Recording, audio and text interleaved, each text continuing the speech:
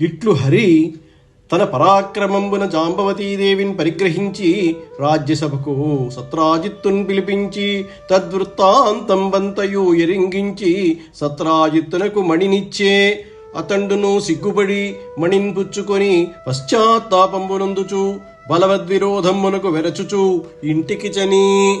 కృష్ణుడు ఈ విధంగా తన శౌర్య ప్రతాపాలతో జాంబవతీదేవిని తెచ్చి పత్నిగా స్వీకరించాడు. తరువాత సత్రాజిత్తును రాజ్యసభకు పిలిపించి మణివృత్తాంతమంతా అందరికీ తెలియజెప్పి శమంతకమణిని సత్రాజిత్తుకి ఇచ్చివేయడంతో సత్రాజిత్తు తానన్న మాటలకు సిగ్గుపడి మణిని తీసుకున్నాడు. కానీ కృష్ణుడితో విరోధం ఏర్పడినందుకు భయపడి తాను చేసిన తప్పుకు పశ్చాత్తాపపడ్డాడు. పాపాత్ముల పాపములన్ పాపంగా ఒపునట్టి పద్మాక్షునిపై పాపము గలదని ఉడివిన పాపాత్ముని పాపమునకు పారము గలదే. పాపుల యొక్క పాపాలన్నింటినీ పోగొట్టే పరమాత్ముడైన శ్రీకృష్ణుడు పాపం చేశాడని నిందించాను. ఈ నా పాపానికి అంతం ఉన్నదా?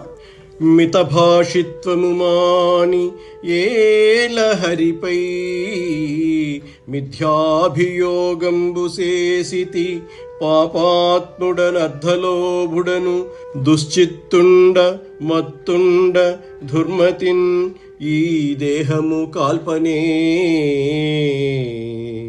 దురితమే మార్గంబునన్ బాయు ఏ గతి కంసారి ప్రసన్నుడై మనుచు నన్ కారుణ్య భావంబునన్.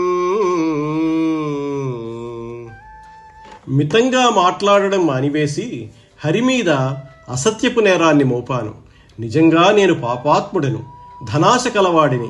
నాలో ఉంది చెడు మనస్తత్వం. పైగా దుర్మదంతో ఒళ్ళుపై తెలియకుండా ఉన్నాను. నా బుద్ధి పెడదారి పట్టింది. ఈ శరీరం ఎందుకు? కాల్చడానికా? ఎందుకిలా చేశాను? నే చేసిన పాపం ఏం చేస్తే పోతుంది? కృష్ణుడు ప్రసన్నుడై నేనేం చేస్తే కరుణతో నన్ను కాపాడుతాడు?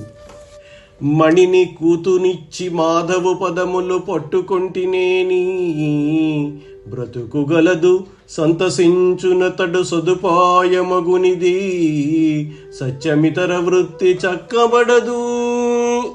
శమంతకమణిని గారాబు కూతురైన సత్యభామను కృష్ణునికిచ్చి అతని పాదాలు పట్టుకుంటే తప్ప నాకు బ్రతుకు లేదు. నా వినయం చూసి కృష్ణుడు తప్పక సంతోషిస్తాడు. ఇదే చక్కని మార్గం. ఇక ఏ ఇతర మార్గంలోనూ మా వైరం చక్కబడదు. నా ఆలోచన సత్యం.